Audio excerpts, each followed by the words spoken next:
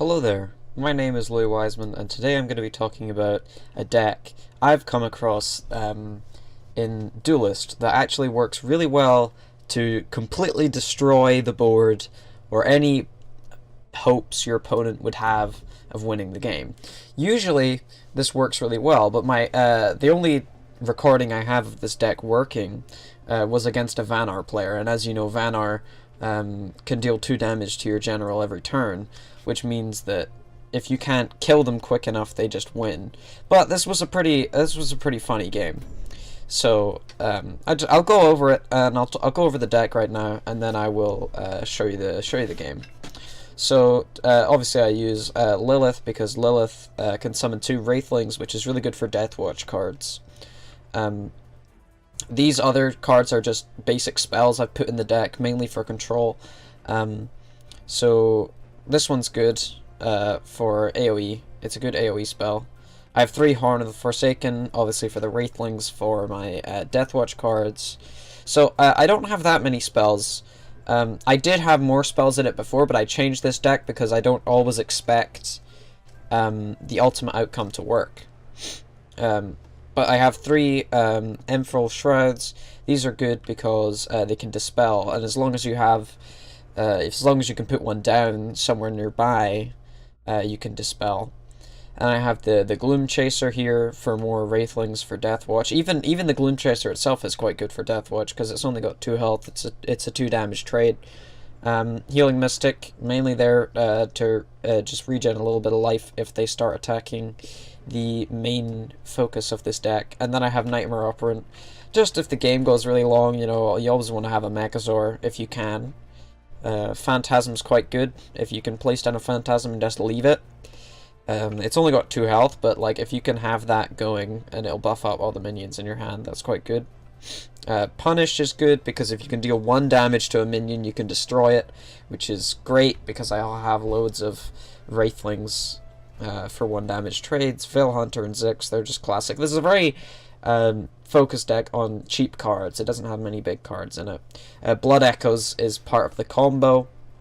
It destroys all of your friendly minions and resummons them on random spaces at the end of the turn, which is really good if they have good Dying Wishes, which lots of these cards do. So I have Horror Burster, which is got a good chance of turning a Wraithling into a 6/6, which is good.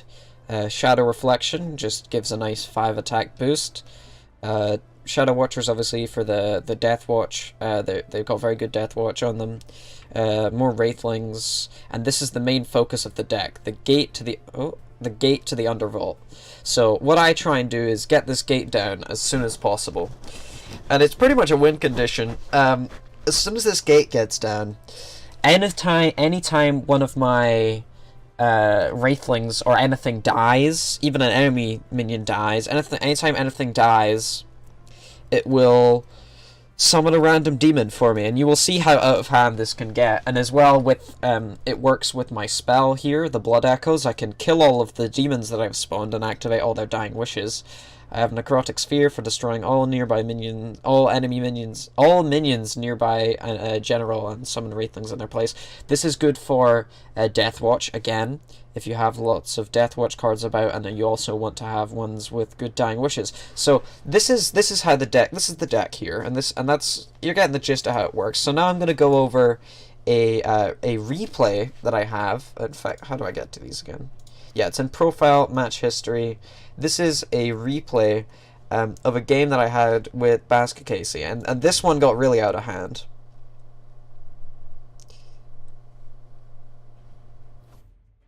So you see my starting hand here. I have the Gate to the Undervault. We can speed up a bit of this, but I want to show you what I do. So my early turns here, I have Zix in the hand. So obviously my opponent plays the Rock Pulverizer here. I step forward 2 and I place the Zix. I'm pretty sure I placed the Zix. Yeah, I placed the Zix, and then I play the Artifact. And I actually forget that since I stood on the thing, I can play a second Artifact. So I play the other Horn of the Forsaken, and I have 2 now. So I'll summon 2 Wraithlings. My opponent moves the Rock Pulverizer over to the Mana Well. I think it's Mana Well? Mana Spring. I call them Mana Wells. and places quite a nice Primus Shieldmaster. But then now, I see that I could play the Gate to the Undervault, but it's a bit risky right now. So what I'm thinking is I will play my Deathwatch minion.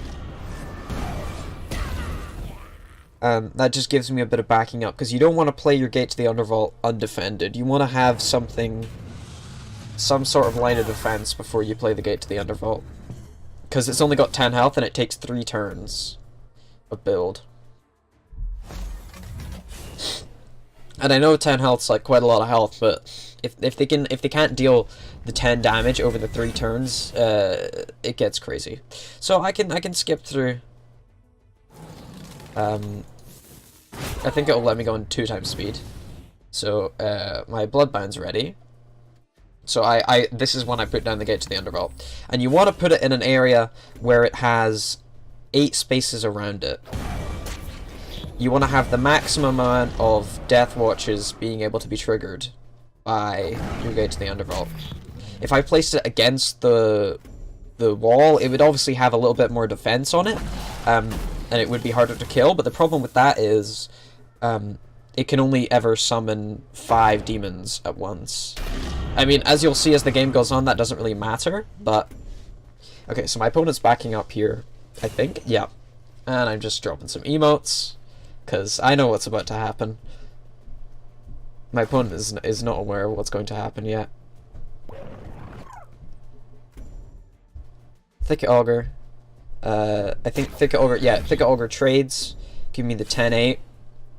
The 10-8 doesn't really matter because the 10-8 gets, I'm pretty sure the 10-8 gets silenced or killed or returned to the action bar later on.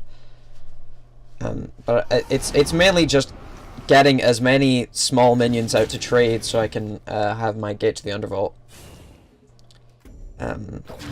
be very powerful. He can't move, I tried to move him, he can't move, so I trade this guy in there.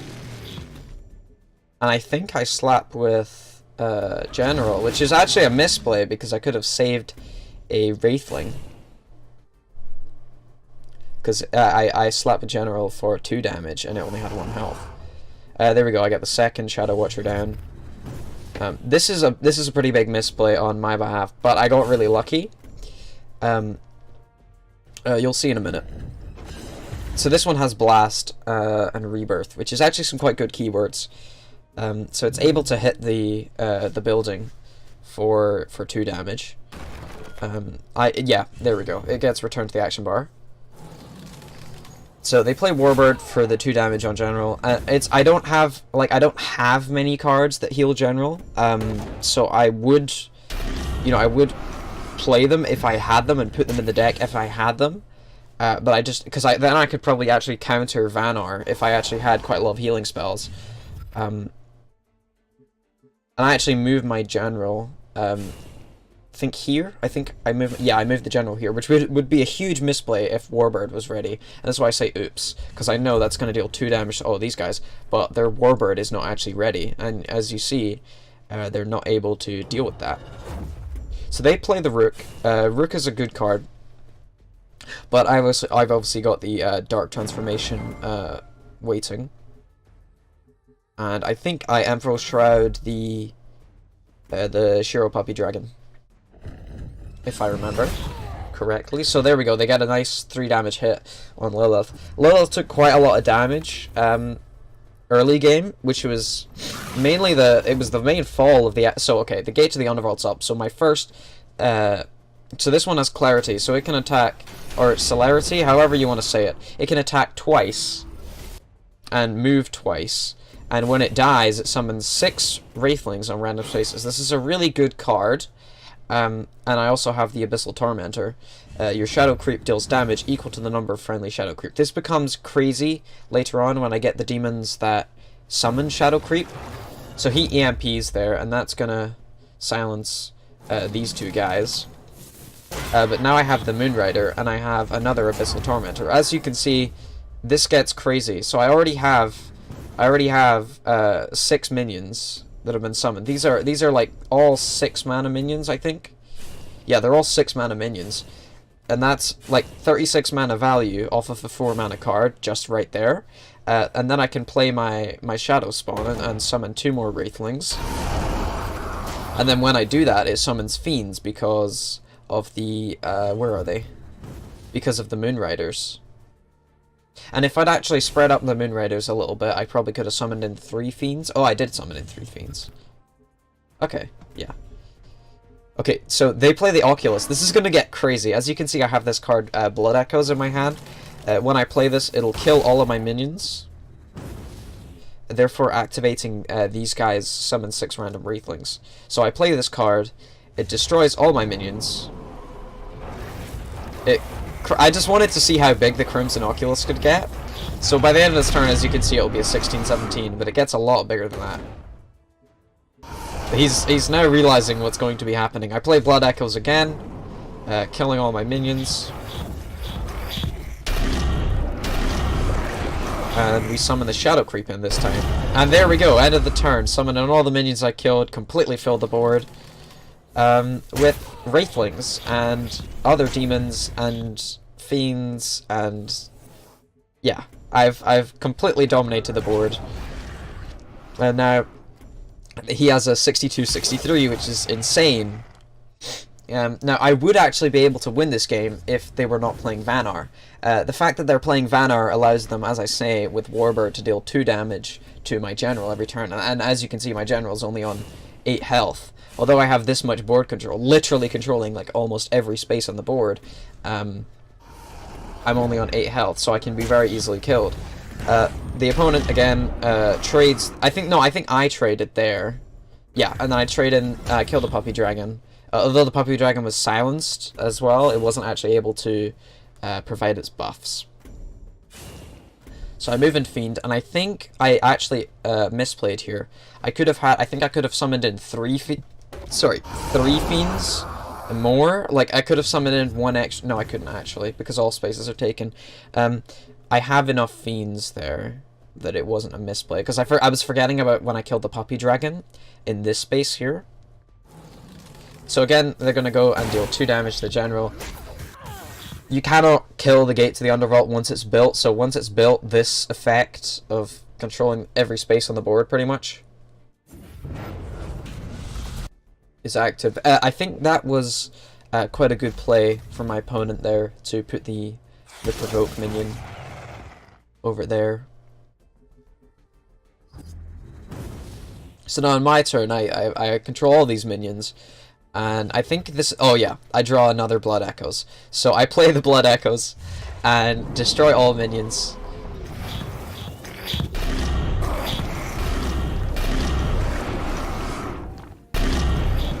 And I think I end up with mainly just Wraithlings. Yeah.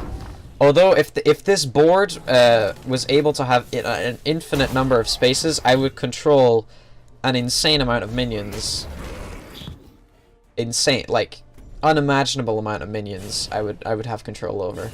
But now they have their 110, 103 minion there. The only way to pretty much kill that is with the Destroy Minion card. And I do have one in my deck, I'm just not able to play it right now. Because I haven't drawn it. I did misplay, I think, by not replacing the high hand. No, that would be this turn, but I don't think I replace it this turn.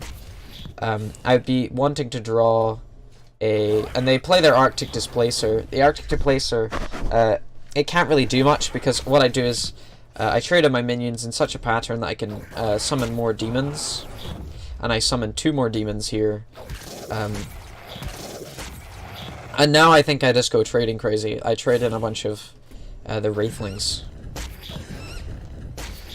Now, as I said, I would be able to win this game if it were not for the fact that they were playing Vanar. I'd love to play this deck against someone who has no idea what's going to happen and does not play Vanar. And it would be... there would be nothing you can do. As you can see, you control almost every space on the board with either a Wraithling or a Demon. You can just trade in all your Wraithlings, because every time you trade it... and also... if you're able to move up your demons, every time you trade a Wraithling, you summon a new demon. So, I was misplaying here in not moving my my demons, but I knew that because they were playing Vanar and I was only on 2 health that I was going to lose the game. So as you can see, it's a well played there. And they're going to play Warbird and finish off the game. But as you can see, this is a very effective deck for controlling almost every space on the board. So I did lose the game. I will admit that. But that is just a little showcase of the combo in action. So if you'd like to use that combo, you can go back to the... I can show you my collection. This is the deck that I use. You can alter it. Just the main cards you need to have are the... where is it? Blood Echoes. You need to have 3 Blood Echoes. And you need to have Gate to the Undervault.